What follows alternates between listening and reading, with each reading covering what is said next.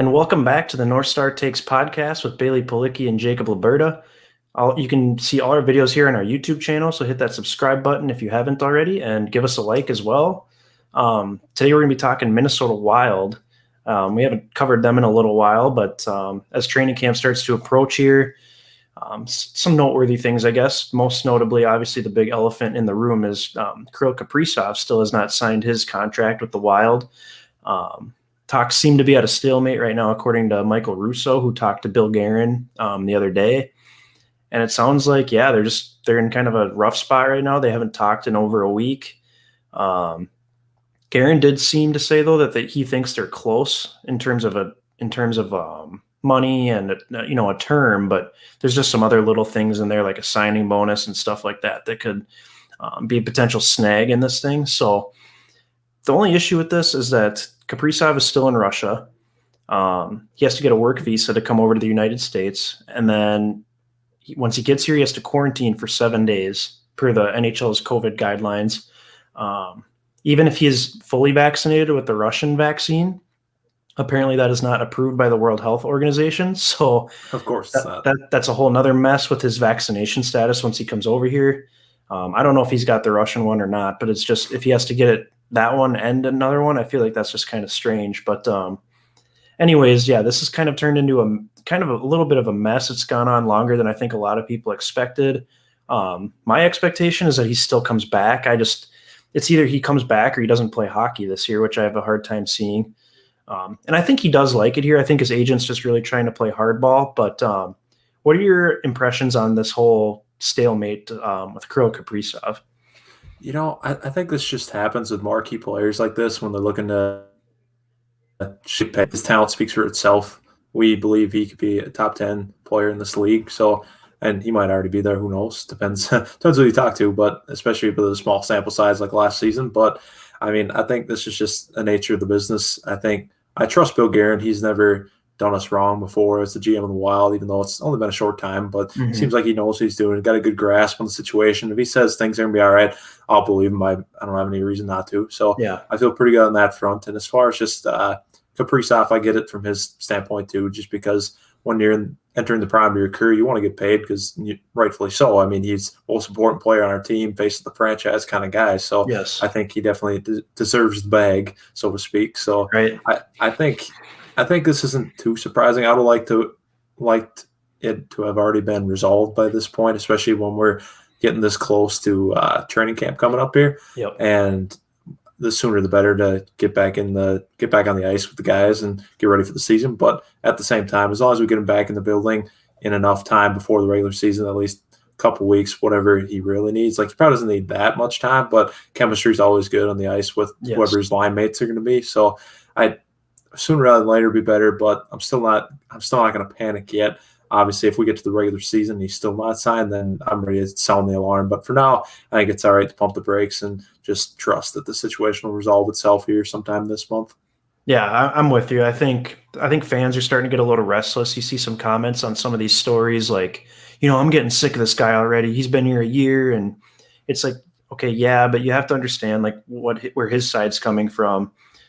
He wants to maximize his earning potential. He wants a shorter term deal so he can hit unrestricted free agency 3 years from now when he's in the absolute prime of his career. Exactly. And then some team would be willing to back up the Brinks truck for him if the Wild aren't. Exactly.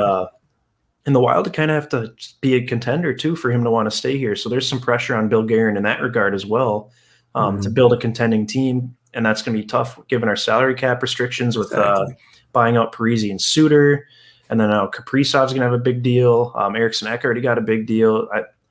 Maybe Fiala's going to get one next year. I guess that remains to be seen. But yeah, Kaprizov is just trying to maximize his earning potential, and I can understand that. But I mean, the impressions I get is, he seems like a very nice guy, and he seemed like he loved it here last year. And honestly, with how goofy last offseason was, and them not having much of a offseason as a team, and he just came right in and seemed to fit seamlessly. So I'm not really worried about the whole chemistry part of it. It might take a game or two, but I don't know. I'm not too worried about it. I think he could just come right back and jump right in and be the incredible player that he was last season. Yes, for sure. I think, yeah, it's not a matter of if he'd be ready to go when he came over here, because I'm sure he's still practicing, doing his drills and working out and stuff in Russia. Like, he's probably training to be ready to go for the season. I can't see him sitting out just because, like we keep saying, he's entering the prime of his career. So I don't think he can really afford that to just hold out like that. So Yep. I think he'll be ready to go. Like you said, might be a little rusty at first, but matters most that he's here for the majority, hopefully the whole season. So then our team really puts our best foot forward towards putting together a good regular season so we can put ourselves in a great spot for the playoffs when comes time next April. So Absolutely. So some other notes here. The rookie camp is starting this week. Obviously, the big names, Marco Rossi and Matt Boldy are there. Kalen Addison, Adam Beckman as well is kind of their fourth big name prospect. Do you think it's fair to expect Rossi and Boldy to be able to make the leap right away, or do you sense that it could take a little time for these guys?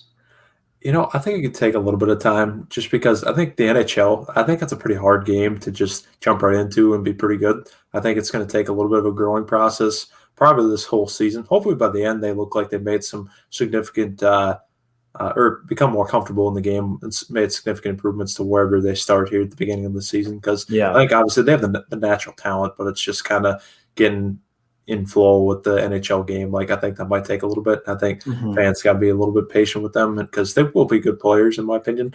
At some point, it just might not be right out of the gates, but I fully expect them both to be on the opening day roster. And I think hopefully Rossi, I mean, the minute he steps on the ice with his team, he's probably the second best center already behind Eck. And Yeah. then realistically, he should be the best center, hopefully in due time here. And then obviously Boldy too, another good college player from Boston College. And Yep. I think he's got a lot of talent in his own right. So I think these guys are both exciting players that I think you just give them a little bit of time to get acclimated to playing in the NHL. I think they'll be just fine. Yeah, I agree with you completely. I would definitely expect Matt Boldy to be on the opening night roster. He was on their playoff roster last year, and there Yeah, was true. thought that maybe they would play him over Zach Parise in one of those games. It never ended up happening, but if the guy's on the playoff roster, he's got to be pretty dang close to being on the brink of joining the actual club. And he had a dominant season last year in the AHL. So yeah, he's been doing really well, and I think he'll be probably third, fourth line guy to start off with, but Mm-hmm. that's good enough, honestly, I think. And then, like you said, Marco Rossi, I mean, his potential's off the charts, and I think as long as he's got a good camp, he's healthy, he's in good enough shape. I think he could absolutely make this team. And like you said, he's easily the second most talented center on the team the second he steps on the ice. Yep. And honestly, he's probably more. I'd say he's more talented than Joel Eriksson Ek, I'd but say he's more naturally gifted. Just that yes. first X going to be better, like we were saying, just getting used to the game. But Yeah, exactly. It'll be an adjustment, but yeah, that makes it exciting because these are some other younger guys that could help energize this group with that already has Kaprizov and Fiala. exactly. So yeah, it's exciting to kind of keep having talent that could join up like this. They've got some other prospects. I think they have another Russian prospect, Mm-hmm. Kuznetsov or something. His name's hard to pronounce, but Yeah, I think you're right. Yeah, I know what you're talking about though. yeah, I believe he was a second round pick a couple of years ago. Mm-hmm. He plays center and wing, so that could be another potential center option coming up here in the next couple of years. That versatility is huge. Yeah, so I really like the direction this team's going. As long as they can lock in Kaprizov long term, I think they'll be ready to rock, and I think they're going to be really good again this year. Exactly. And I'm to add on beyond just Rossi and Boldy here too, just to speak of the other rookies they mentioned, bringing up Addison. Very excited to see what he can Yes. bring to this team, just because obviously now we're a little bit lighter on defensemen because obviously the Kraken claimed why am I blanking on his name right now? Cheapers. Susi. Yeah, Susie. There you go. Sorry, Susie. And jeez. But yeah, so since we lost Susie, obviously the defenseman room gets a little bit thinner, and then now we're plugging in Addison, compete with other couple other seasoned veterans that we just Yes. signed pretty recently within the last month. So we'll see where he ranks among all these guys when we get the whole team there. So I'm pretty excited to see what he can bring. Just because obviously he also has a little bit of experience now too, because he played down the stretch last year as well. Yeah, so I'm looking forward to him making the jump as well, and he'll be a third line defenseman. That's absolutely fine. I think him and Dumba kind of have similar skill sets in a way. I think Addison's a little more disciplined defensively, honestly, but Mm-hmm. yeah, that'll be fun. I mean, like I said, there's just some fun young players that are coming up here, and it's kind of nice to be completely removed from the old guard of Parisi, Suter, Koivu. Although I think I saw recently they might give Koivu a position in some sort of advisory role or something. So Good. Get the captain back in the house. So, lastly, before we go here, what are your thoughts on the new Stadium Series jersey? You know, at first I wasn't a huge fan, if I'm being honest, but I can get behind it. I think it's a good Stadium Series jersey. I think it represents Minnesota pretty well. Mm-hmm. But I guess I don't know. It doesn't really do anything for me too much, I guess. But I think it's fine. I don't know. I think it's cool to get excited about it, just because I think this is a huge deal having another Winter Classic. I think it's obviously a great venue at Target Field. I think Yes. for it, and just being in the state of hockey, I think it's perfect. I think a lot of fans can get excited about it and go buy their merch like this jersey. So Yeah. I think it's fine. What do you think, Bailey? Yeah, I agree. First of all, yeah, I think the Winter Classic is going to be awesome, especially if the Wild are good again this year. Like Yes, that's a national stage type event right there for that to be at your hometown at Target Field. Like that's awesome. That'll be a great event. exactly. It's another rival like we had a few years Yes. back with the Blackhawks. Now we got the Blues. Yep. Yeah. So that'll be a good time. And then, yeah, the jersey itself, I like it. I mean, other than they've got like a brown or gold elbow patch, which I'm not Yeah. really a fan of. Like it's kind of off from the rest of the jersey. But yeah, I Mhm. like the Minneapolis St. Paul part of it. Yeah, that is cool. I like that there's a little more red in the jersey as well. We gotta I've bring always, that to it. I've always been wanting to bring the red retro jerseys back. They probably won't end up doing that ever because the NHL only allows you to have 3 jerseys. Last year we had that old throwback North Stars one. This Mhm. year our third jersey is the Stadium Series game, Okay. and we're only going to wear that for that game. So it's kind of a waste of a third jersey, honestly. But Yeah, what the heck? I don't get the NHL's jersey rules; they're kind of goofy. Yeah, I feel like you could just make that like a special exception. If you're playing the Winter Classic, you can have an extra jersey since you're only going to wear it the one time. Yeah, exactly. So I don't know. I don't get it, but it'd be kind of nice if they could have like 4 jerseys or something. You could bring the Reds back and keep the North Stars, or Yes. I don't know. But that's a whole different conversation, I guess. Yes.